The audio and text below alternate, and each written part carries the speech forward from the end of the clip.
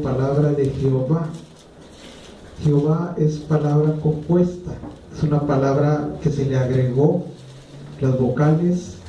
En el original griego es yo soy. Como cuando Moisés le pregunta que Dios lo manda a que vaya a Faraón, le dice: ¿y qué le voy a decir? ¿Quién me envió? Dios le dice: dile, yo soy, me ha enviado. Y yo soy no es Señor, yo soy no es Dios, yo soy quiere decir el Eterno. El Eterno me ha enviado. El que es, dice Apocalipsis, el que era y el que ha de venir. Pues esa es la traducción. A veces leemos el Señor, está mal dicho. Lo correcto es palabra de el Eterno. Así es la traducción original. Pero una vez que ya hemos conocido el nombre, que es sobre todo nombre, pues yo creo que gloria a Dios, aleluya. La palabra Jehová y todas las demás palabras pues salen sobrando. Conocemos el nombre, es Jesucristo. Una vez aclarado el asunto, leemos, si usted gusta leer palabra de el Eterno o palabra de Dios, que vino a Oseas, hijo de Beri, en días de Usías, Jotam, Acaz y Ezequías, reyes de Judá, y en días de Jeroboam, hijo de Joás, rey de Israel. El principio de la palabra de Dios por medio de Oseas, dijo Dios a Oseas: ve, tómate una mujer fornicaria e hijos de fornicación, porque la tierra fornica apartándose de Dios. Tome su asiento.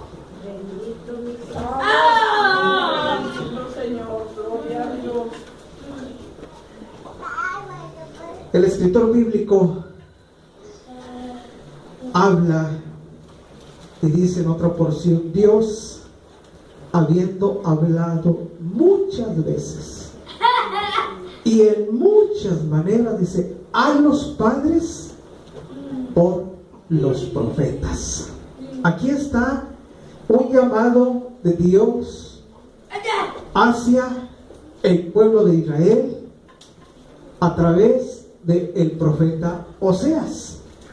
Yo quiero que usted empiece a considerar, dice, el principio de la palabra de Dios por medio de Oseas, y luego dice, dijo Dios. ¿A quién le dice Dios?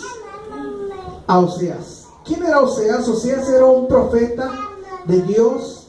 Los profetas de Dios no son como los profetas de la época actual. Los profetas de la época actual, la mayoría, pues son un montón de farsantes, un montón de locos, un montón de gente que no sabe realmente ni de dónde viene ni a dónde va. Los profetas de la antigüedad, como el caso de Oseas, como el caso de Jeremías, como el caso de Isaías, de todos los hombres de Dios, ellos tenían un trato directo con Dios. Dios hablaba y ellos escuchaban. Aquí está ese caso con Oseas. Dios le dice a Oseas, y yo quiero que usted considere, hermano, Oseas, un hombre de Dios, un hombre justo, un hombre piadoso, un hombre temeroso de Dios, recibe esta orden de parte de Dios. Y la orden que viene de Dios hacia Oseas es: ve y tómate una mujer. ¿Sí? Dice, tómate una mujer fornicaria e hijos de fornicación. Y luego dice, porque la tierra fornica apartándose de Dios. Considere usted, los varones como hombres de Dios, justos, santos, piadosos, ¿cuál sería su sentir al escuchar la voz de Dios? Al escuchar la orden de Dios. Cierra los ojitos.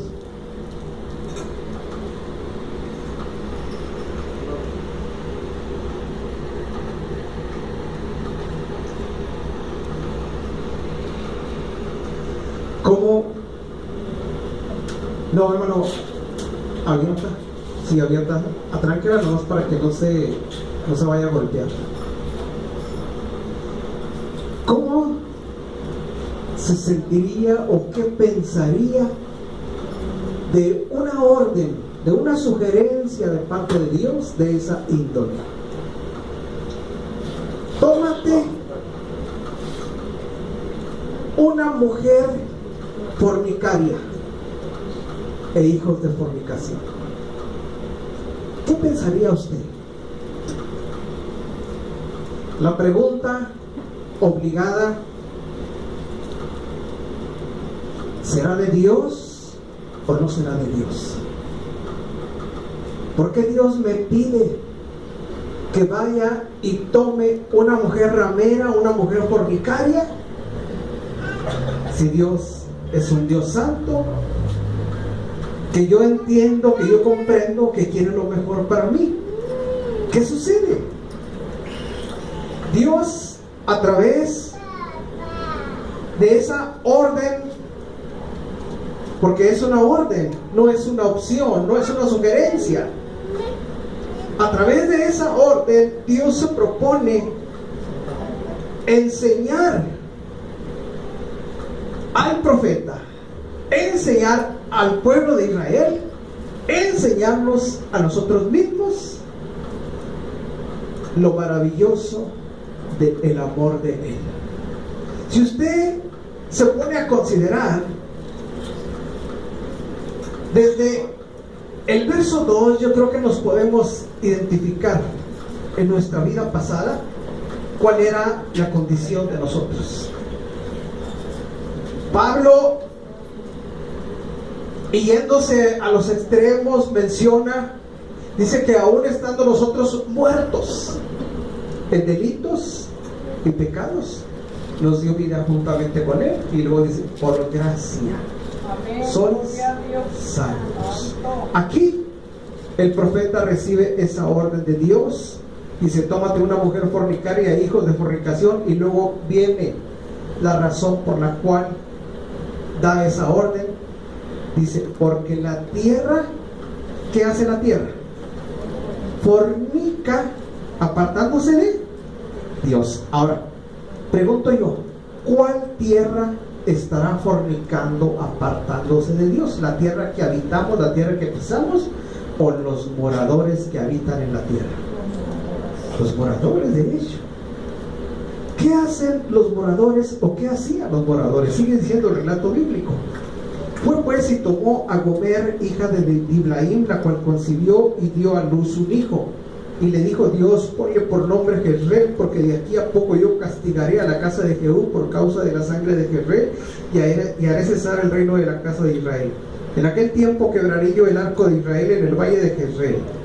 Concibió ella otra vez y dio a luz una hija, y le dijo Dios, ponle por nombre Lo-ruhama, porque no me compadeceré más de la casa de Israel, sino que los quitaré de todo. Mas de la casa de Judá tendré misericordia y los salvaré por Dios, y no los salvaré con arco, ni con espada, ni con batalla, ni con caballos, ni jinetes. Después de haber destetado a Lo-ruhama, concibió y dio a luz un hijo, y díjole Dios, ponle por nombre Lo-ammi, porque vosotros no sois mi pueblo, ni yo seré vuestro Dios. Con todo será el número de los hijos de Israel como la arena del mar, que no se puede medir ni contar. Y en el lugar en donde les fue dicho, vosotros no sois pueblo mío, les será dicho, sois hijos del Dios viviente. Y se congregarán los hijos de Judá y de Israel, y nombrarán un solo jefe, y subirán de la tierra, porque el día de Jezreel será grande. Aquí está Dios hablando al profeta, le da una orden. Él va y toma a esa mujer, tiene descendencia, y en esa descendencia Dios sigue enseñando el propósito de Él para el pueblo de Israel. Y no solamente para el pueblo de Israel, sino en el verso 9, ahí el Señor nos incluye a nosotros. Note usted lo que dice, y dijo Dios, ponle por nombre Lo-ammi, y luego dice, porque vosotros, dice, no sois mi pueblo, dice, ni yo seré vuestro Dios. podemos ver, hermano, ahí el propósito de nuestro Dios al hablar al pueblo de Israel, al hablarle al profeta. Y podemos ver nosotros, hermano, varias cosas. Está muy patente ahí la rebeldía del pueblo de Israel. El pueblo de Israel se aparta de Dios fornicando, es decir, se van a los ídolos, se van a la idolatría, porque el pueblo de Israel, después de habérsele dicho que no se tenían que inclinar a las imágenes, ni a ninguna talla de hombre, ni tenían que doblarse ante las estrellas del cielo, ellos hacen todo lo contrario. Ellos van y se entregan a la idolatría. El capítulo 4, verso 12, ahí habla de lo que hace el pueblo de Israel. Puede usted darle vuelta a las hojas ahí y va a ver lo que hace el pueblo de Israel. Capítulo 4, verso 12.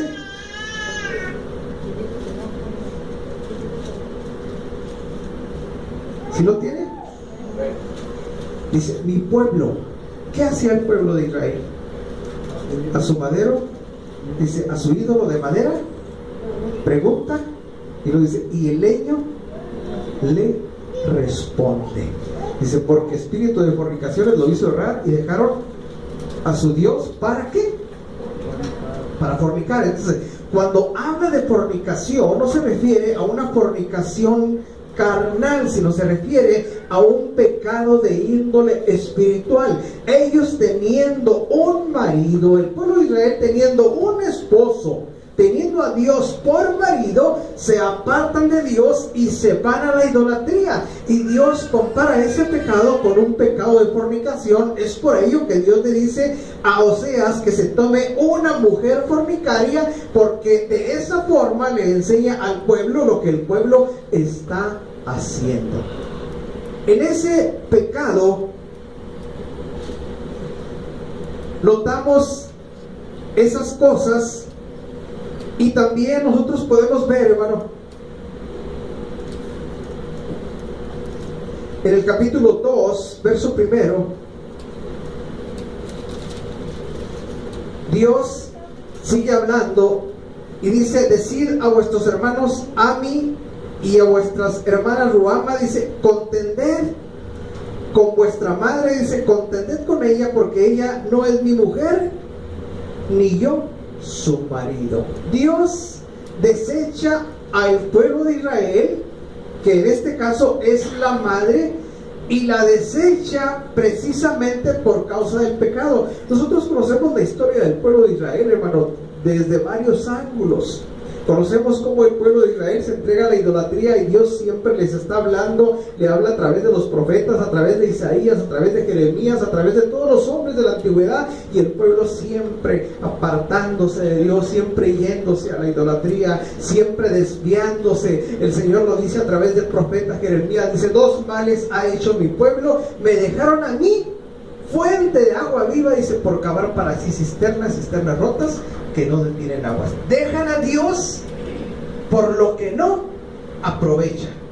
Entonces, una vez que el pueblo deja a Dios por lo que no aprovecha, Dios, hermano, desconoce a ese pueblo y les dice, yo no soy vuestro marido. Les dice, pleitear con vuestra madre, contended con vuestra madre. Verso 2 del capítulo 2 dice, porque ella no es, ¿qué cosa? Mi mujer, ni yo su marido. Dice, aparte pues sus fornicaciones de su rostro y sus adulterios de entre sus pechos, dice, no sea que yo la despoje y desnude y la ponga como el día en que nació, la haga como un desierto y la deje como tierra seca, dice, y la mate de sed, ni tendré misericordia de sus hijos, porque son hijos de prostitución o fornicación, porque su madre se prostituyó, la que los dio a luz se deshonró, porque dijo, iré tras mis amantes que me dan mi pan y mi agua, mi lana y mi lino, mi aceite y mi bebida. ¿Quiénes eran los amantes del pueblo de Israel? En este caso, que era la esposa de Dios. los ídolos, los baales, las imágenes de talla, ellos se iban tras los ídolos. ¿Por qué se iban tras los ídolos?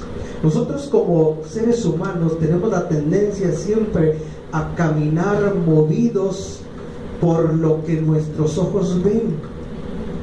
El apóstol Pablo dice que nosotros no debemos de poner la vista en las cosas que se ven. Sin embargo, somos muy dados a caminar por vista. Es por ello que usted puede ver en las iglesias, en los edificios católicos, un montón de imágenes. Y la gente hace reverencia a las imágenes. La gente se inclina a las imágenes. ¿Por qué? Porque ejercen una influencia sobre ellos. La gente es influenciada a través de lo que sus ojos están viendo. Y como aquí no hay imágenes, pues a lo mejor no nos portamos como se portan ahí en la Iglesia Católica. En la Iglesia Católica no es el comportamiento como es con nosotros. ¿Verdad que es diferente? ¿Usted ha estado en la Iglesia Católica? ¿Cómo es? Es diferente totalmente. Están quietecitos, están atentos. ¿Por qué? Pues porque ahí está San Lorencito, y si se portan mal, San Lorencito los va a quemar. Y aquí, como no está San Lorencito, pues hacemos lo que nos pega la gana. Entonces, ¿por qué somos así? Porque somos dados a caminar por vista. Por vista. El pueblo de Israel cayó en ese pecado porque veían las imágenes de talla de los egipcios, de los pueblos vecinos donde ellos estaban, y se les hacían llamativos ante los ojos. Veían que las gentes se inclinaban a ellos y ellos eran inducidos a hacer lo mismo. Se apartan de Dios y viene la consecuencia del pecado, porque toda falta trae su consecuencia. Lo hemos visto a través de su palabra, está escrito de diferentes formas. Si siembra para la carne, de la carne va a cegar corrupción. Si siembra un grano de frijol, le va a dar una matita de frijol. Si siembra maíz, va a cosechar maíz. Si siembra cualquier otra cosa, va a producir según su género, según la simiente que usted deposite en tierra, va a producir la tierra.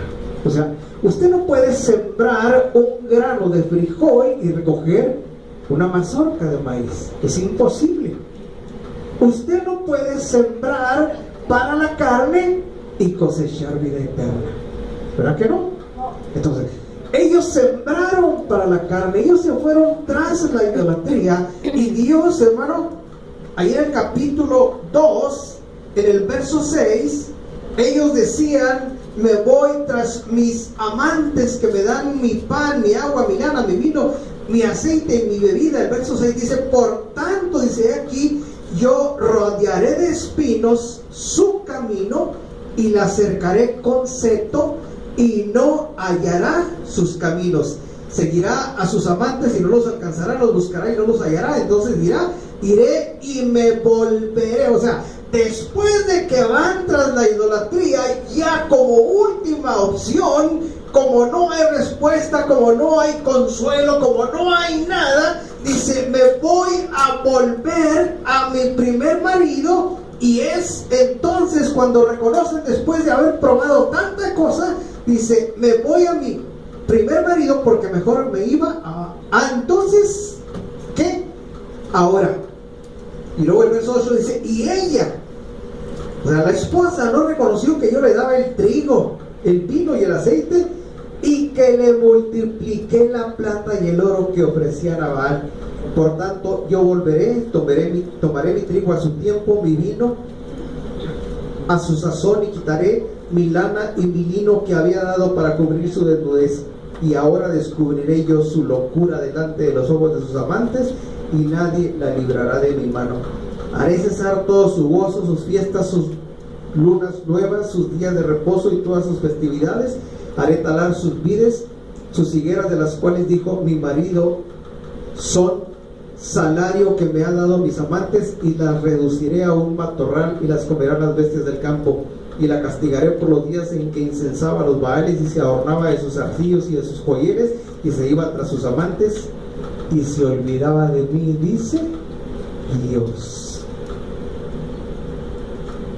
Pero he aquí que yo la atraeré y la llevaré al desierto y hablaré a su corazón. Bueno, hasta ahí, ahorita seguimos con eso. La gente, en este caso el pueblo de Israel, se entrega a la idolatría. Una vez que se entrega a la idolatría, se olvidan de Dios. Nosotros, siempre lo he dicho, ¿verdad? El pecado de la actualidad no es nuevo. Todo lo que sucede es un ciclo que se vuelve a repetir. Todo.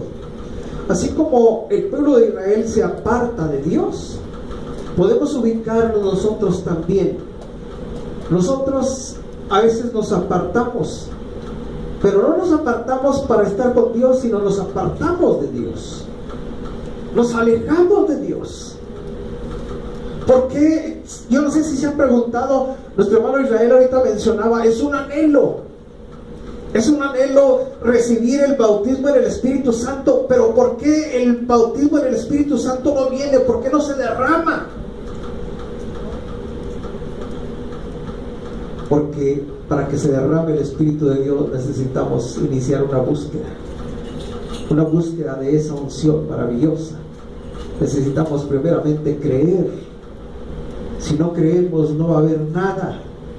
Necesitamos buscar el rostro de Dios, buscar el rostro del Señor en ayuno, en oración, ser diligentes en el estudio de la palabra. Y yo me aseguro que un 90% de los cristianos de la actualidad no hace nada de eso, no escudriñan, no oran, no ayunan.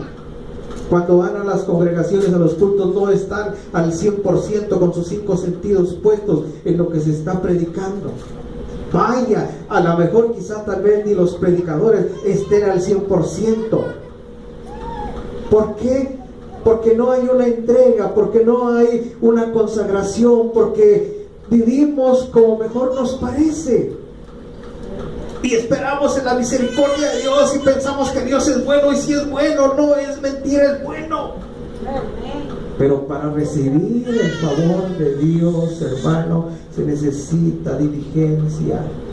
Dice Pablo, en el cuidado no perezosos.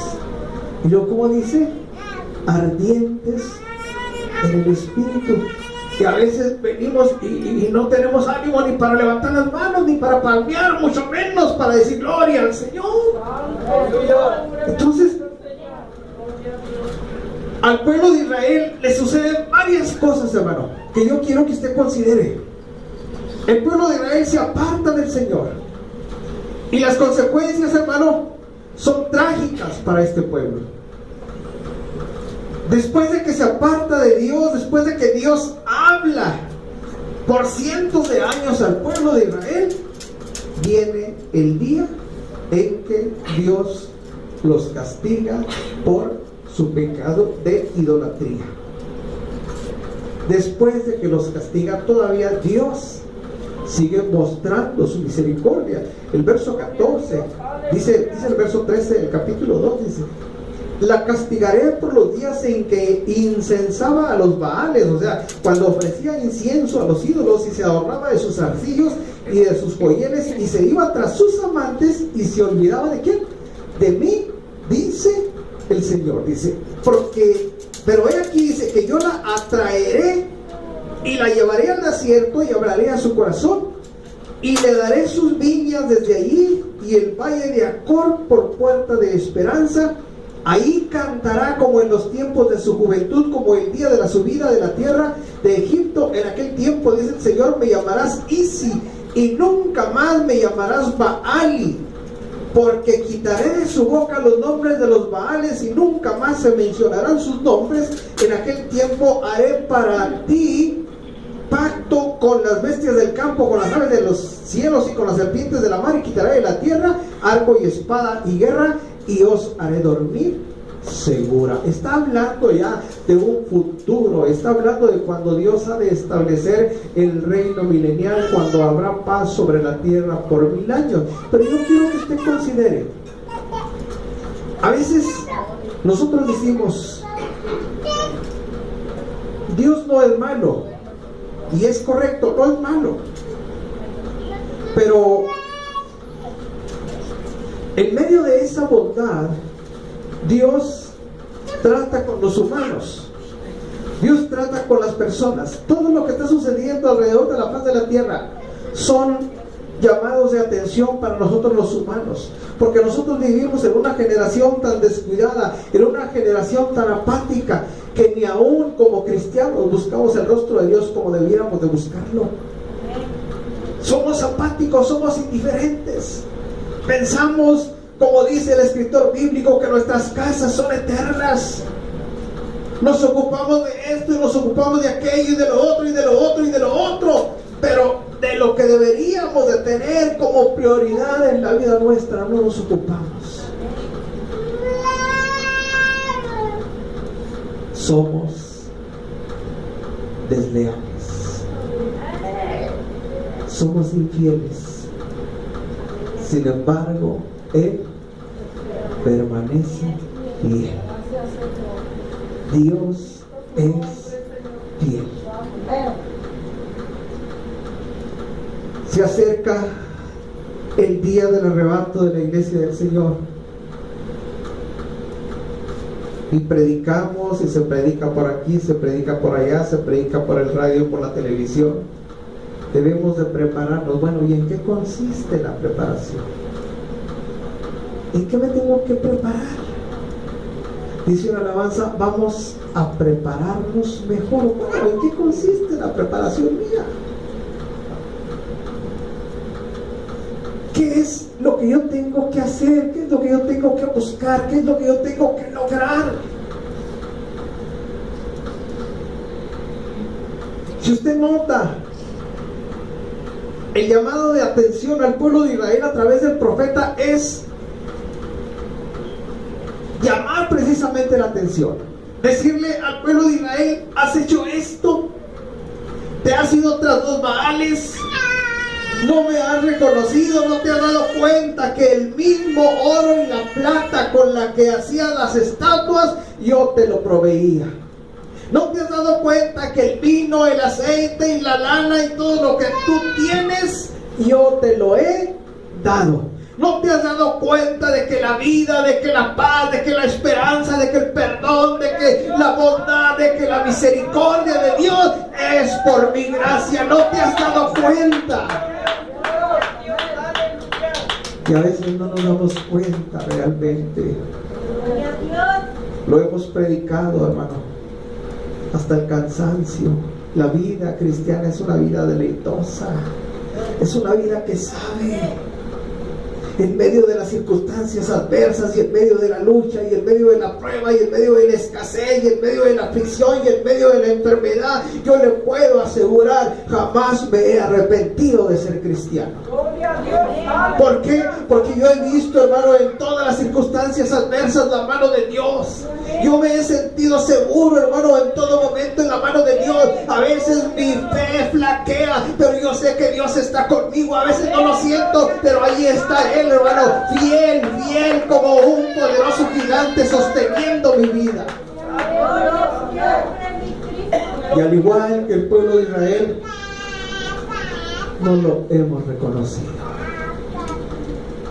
No lo hemos logrado reconocer. Se nos habla de la venida del Señor y lo vemos, quién sabe cuándo. Yo estoy seguro que un gran porcentaje de cristianos hasta duda que el Señor vuelva otra vez. ¿Por qué? ¿Por qué digo que duda? Pues porque no se los ve. Decía alguien: ¿usted cree en el juicio de Dios?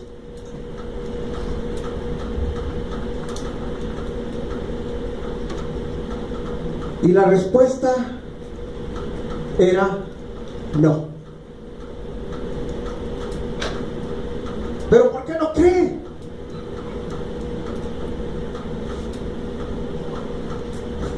Porque no creemos en el juicio de Dios. Porque si creyéramos en el juicio de Dios, estaríamos en las esquinas, en las bocacalles, estaríamos buscando a nuestras familias, estaríamos diciéndole que se arrepintieran, pero como no creemos, no decimos nada. ¿Se entiende? Si creyéramos, estaríamos anunciando, pero como no anunciamos, es señal de que no hemos creído. ¿Sí? Y yo se lo digo por experiencia, hermano. Cuando yo llego al Señor, usted dice, no, pues la mejor acaba. No, a mis 23 años yo vengo al Señor. Y a mis 23 años Dios hace una obra maravillosa que llenaba mi corazón y que no cabía en mi pecho. Y yo en el trabajo andaba a la hora de la comida buscando personas a quien hablarles. ¿Por qué? Porque yo tenía el deseo de compartirles aquello que Dios había hecho. Y tenía asolada a toda la gente en las obras. Lo buscaba uno y otro y otro y otro y otro y otro, para darles testimonio de la bondad de Dios. Porque cuando Dios hace una obra, el Señor mismo le dijo al Gadareno, si lo recuerda, aquel hombre que Dios expulsa una legión de la vida de él. Aquel hombre quería estar con Jesús y Jesús no se lo permitió. Le dice, ve y cuéntale a los tuyos cuán grandes cosas ha hecho el Señor contigo. Gloria a Dios, aleluya. Y así también, hermano, nosotros a veces no tenemos, pudiéramos decir, la autoridad ni moral para predicarle a nuestra familia. No tenemos autoridad moral para predicarle a los vecinos. No tenemos autoridad moral para predicarle a los amigos. ¿Por qué? Porque quizás nuestra vida no sea una vida que esté dando testimonio de que somos hijos de Dios.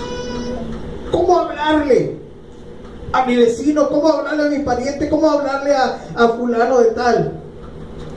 Si no hay testimonio en mi vida, no puedo hablar. ¿Por qué no puedo hablar? Porque no me van a creer, simplemente. Entonces, el pueblo de Israel cae en esa condición. Conocen a Dios, Dios nos saca de la cautividad, pero en lugar de ser un pueblo que fuera a la conquista, no solamente de la tierra prometida, sino que les mostrara a las gentes que Dios era el único, es el único Dios de la misericordia, ellos fueron inducidos a hacer el mal. Y aquí podemos ver, hermano, esa maravillosa y triste historia de amor, porque si Dios ha soportado a la humanidad es por amor. Es maravilloso estar enamorado, porque el amor, hermano, dice la palabra del Señor, todo lo puede. El amor todo lo soporta. El amor, dice, aún cubrirá multitud de pecados. Dios nos ha amado desde el principio, nos ama. Él lo dice a través de su palabra, con amor eterno te he amado. Pero nosotros, hermano, en nuestra ingratitud, una de las cosas, uno de los terribles defectos que yo he visto en nosotros como seres humanos es la ingratitud. Somos mal agradecidos, somos ingratos. ¿Con quién? Con nuestro Dios, con nuestro Dios. El Señor habla a través de su palabra, por ejemplo, acerca del amor. Si no amas a tu hermano que lo ves, ¿cómo puedes amar a Dios a quien no lo ves? O sea, si no tenemos amor para lo que vemos, lo que no vemos hacemos de cuenta que no existe. Entonces, hermano, aquí usted puede ver que Dios soporta al pueblo y después de que lo soporta, lo castiga y no lo deja al abandono. El castigo, hermano, es algo muy necesario para nosotros en nuestra vida como hijos de Dios. ¿Usted lo cree o no lo cree? A veces necesitamos que Dios nos dé un embarazo, pudiéramos decir. A veces viene de una forma o de otra, pero siempre son llamados de atención, porque pareciera, lo hemos dicho, nosotros somos criados a imagen y semejanza de Dios, con capacidad de razonar, pero a veces parece que no tenemos esa capacidad. A veces no razonamos, no pensamos, y es necesario que Dios nos vuelva en sí, que Dios, hermano, trate con nosotros para poder, hermano, darnos cuenta de lo infiel que somos ante los ojos de Dios. El Señor, a través de su palabra, en el capítulo 2 continúa diciendo: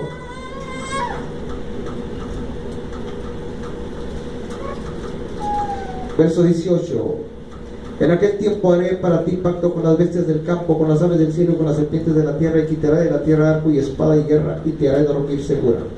Y te desposaré conmigo para siempre, te desposaré conmigo en justicia, juicio, misericordia y verdad. Misericordia, dice, benignidad, y te desposaré conmigo en fidelidad, y conocerás al Señor. En aquel tiempo responderás, dice el Señor: yo responderé a los cielos, y ellos responderán a la tierra, y la tierra responderá al trigo, al vino y al aceite, y ellos responderán a Jezreel, y la sembraré para mí en la tierra, y tendré misericordia de lo Ruama, y le diré a Loami: tú eres pueblo mío. Y él dirá: Dios mío. A aquellos que no les fue dicho pueblo mío son, dirán: Señor mío. Y él dirá: pueblo mío. Me dijo otra vez, dice: ve, cómprate una mujer adúltera, como el amor de Dios para con los hijos de Israel, los cuales miran a dioses de ajenos, dice, y llaman tortas de pasas. La compré entonces para mí por 15 ciclos de plata y 1 homer y medio de cebada, y le dije: tú serás mía durante muchos días, no fornicarás ni tomarás otro varón, lo mismo haré yo contigo, porque muchos días estarán los hijos de Israel sin rey, ni príncipe, sin sacrificio, sin estatua, sin efod y sin terafines.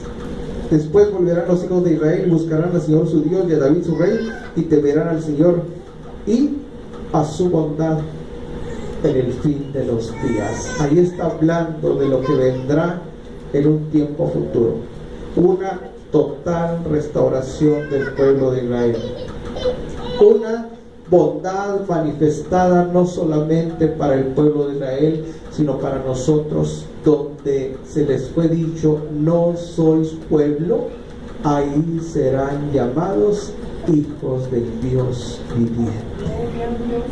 Entonces, hermano, podemos ver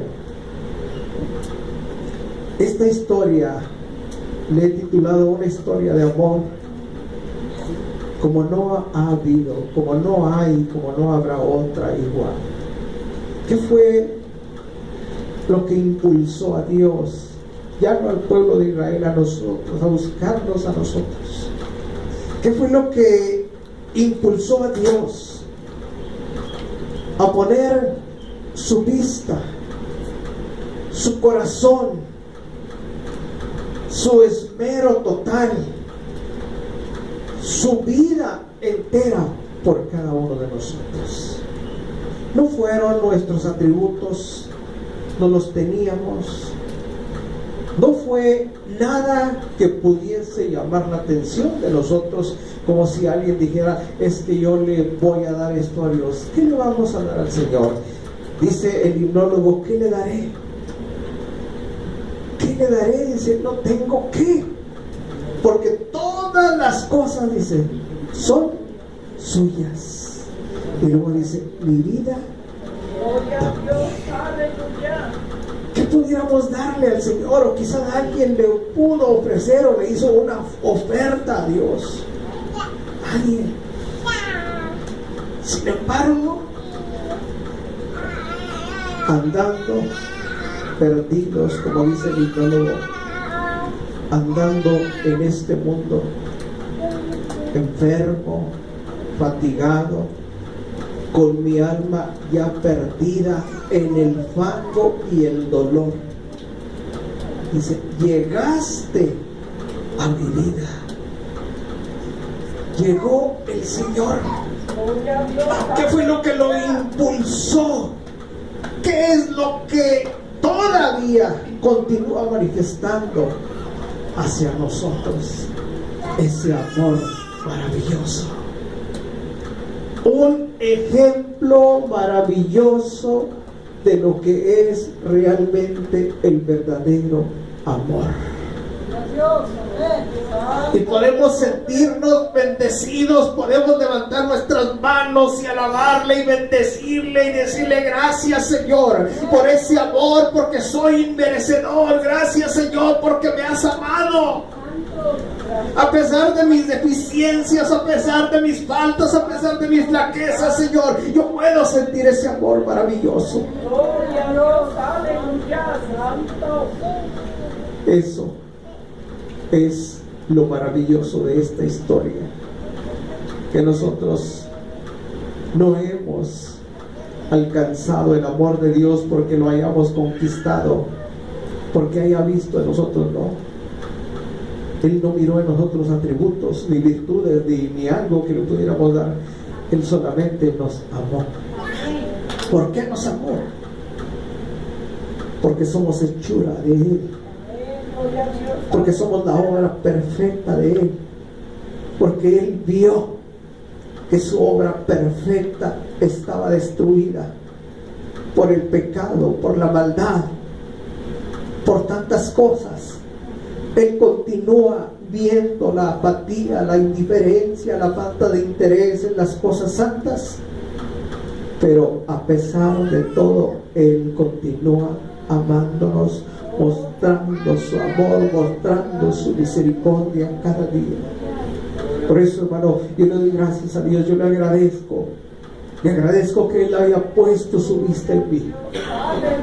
Porque desde que Dios llega a mi vida cambió totalmente, hermano. Me decía mi hija, tú no sabes lo que es andar descalzo, tú no sabes lo que es esto. Digo, sí lo sé. Yo he probado de todo.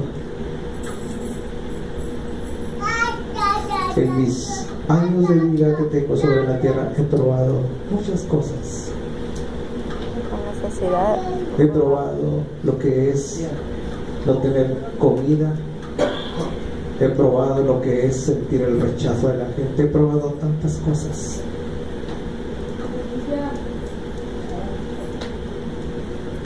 Y una vez que hemos probado tantas cosas, podemos hacer la diferencia. Y decía, hoy estás en la gloria. Sí, estoy en la gloria, pero no por mis méritos, por su amor maravilloso, por su bondad incomparable, por su gracia divina. Me decía, no sabes lo que es no tener casa. Le digo, sí lo sé. Cuando yo vine al Señor yo no tenía nada, absolutamente nada. Trabajaba, pero todo se iba, haga de cuenta, por la cañería del drenaje. Todo se iba a la basura, todo se iba a la basura, todo se iba a la basura. Traía $200, $300 hace 30 años, era un dineral. Me duraban hasta el sábado a medianoche, el domingo por la mañana ya no traía ni un peso. No tenía casa, no tenía nada, no tenía esto, no tenía lo otro. Sí sé lo que es vivir en la miseria, sí sé lo que es vivir en la pobreza, sí sé lo que es tener que comer hasta quizá un pedazo de tortilla dura porque ya no hay más. Sí sé muchas cosas y por ello vivo agradecido con Dios. Le agradezco a Dios sus bondades, su misericordia. Le agradezco a Dios el que me haya amado siendo una persona, como dice el escritor bíblico, vil y menospreciada. De lo vil y de lo menospreciado de lo que no es, el Señor ha hecho una obra maravillosa. Eso es lo grande de esta historia de amor, que cada uno de nosotros somos partícipes. Yo soy partícipe, él es partícipe y es partícipe, los hermanos son partícipes, todos somos participantes de esa maravillosa obra de amor. Estar enamorado es maravilloso, es lo mejor que puede existir en esta vida, porque todo, hermano, tiene que girar en torno al amor. Si alguien no está enamorado, hermano, está atrasado. ¿Cuántos enamorados están aquí? Pues cómo no, dice mi esposa, pues cómo no, vamos a estar enamorados. Miren que sonrisota. ¿Tú estás enamorado? ¿Tú? ¿Tú? ¿Y tú? Pues también, hasta el nenito está enamorado.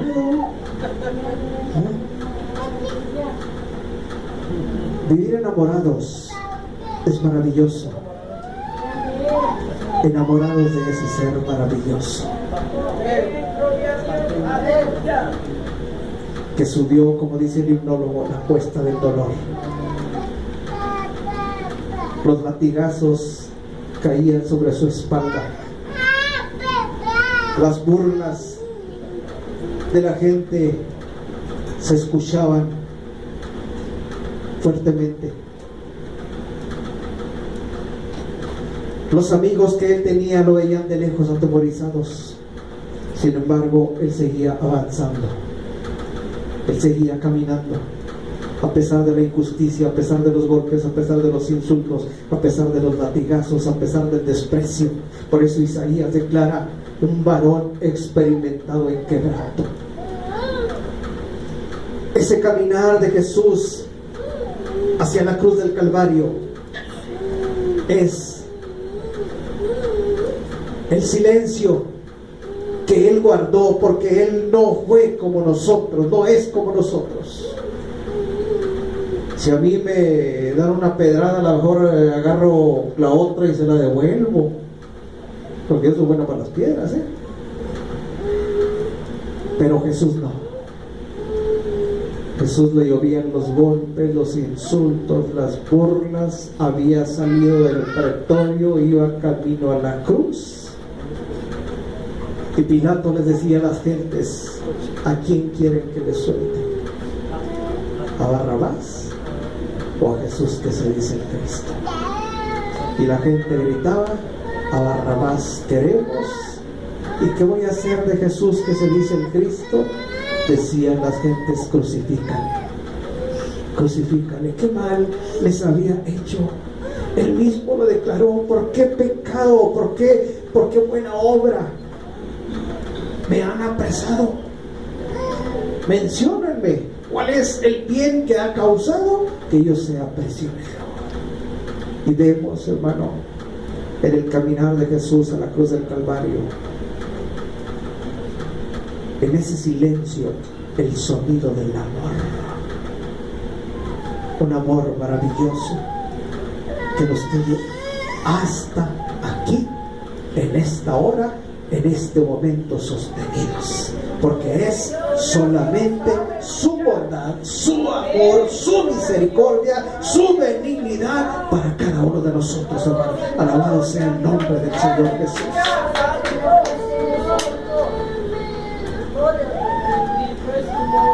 ¿Cómo está su vida? Yo le hablaba hace unos momentos de lo maravilloso que es vivir enamorado. Es precioso estar enamorado. Pero no tengo novio. No importa. Usted puede vivir enamorado. No tengo novia. No importa. Enamorarse de usted mismo. Enamorarse de la vida. Enamorarse de Dios. Enamorarse de todas las cosas buenas de la vida. Porque la vida, a pesar de sus adversidades, la vida es hermosa. Es maravilloso levantarse en la mañana, hermano, y aspirar el aire fresco. Es maravilloso abrir los ojos y darse cuenta que uno está vivo a pesar de la adversidad, a pesar de las carencias. La vida es hermosa. Es bella la vida. Es bella la vida. ¿Verdad que sí? Mire qué sonrisota tiene. ¿Por qué sonreirá? Pues porque es bella la vida. ¿Estás enamorado? ¿Estás enamorado? De la vida, de Dios. De la vida y de Dios.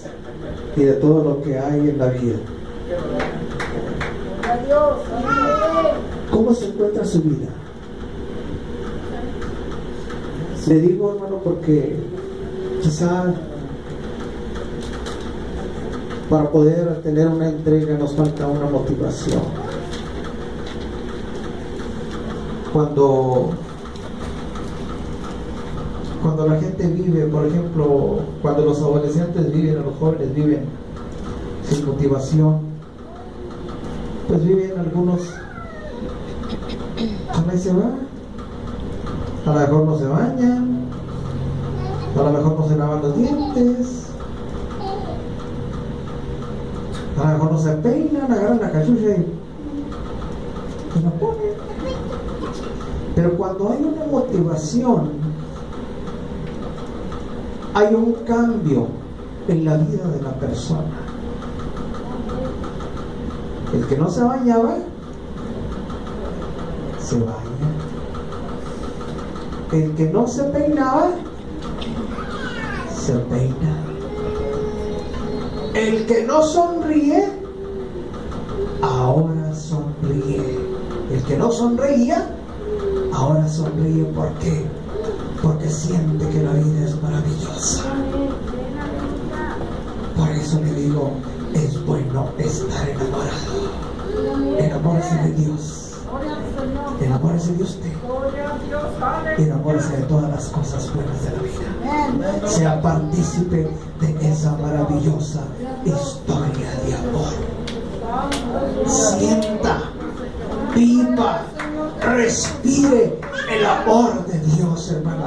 Que cada latido de su corazón usted pueda sentir el amor de Dios. Que en cada respirar usted pueda sentir ese amor maravilloso. Que a cada paso, que a cada instante usted sepa que si está vivo, que si está moviéndose es por amor, y que toda su vida, que todo su universo gire en torno a ese amor maravilloso del Señor. ¿Qué necesita usted en esta noche? Aquí está el Señor para bendecir su vida. Aquí está el Señor si tiene problemas, si tiene penas, si tiene cara de limón. Aquí está el Señor para suavizar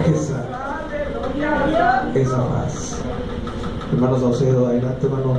Dios bendiga a nuestro hermano. Vamos a pasarlo para que nos sentemos en las alabanzas. Hace mucho que no está con nosotros. Dios lo bendiga. Dios le guarde.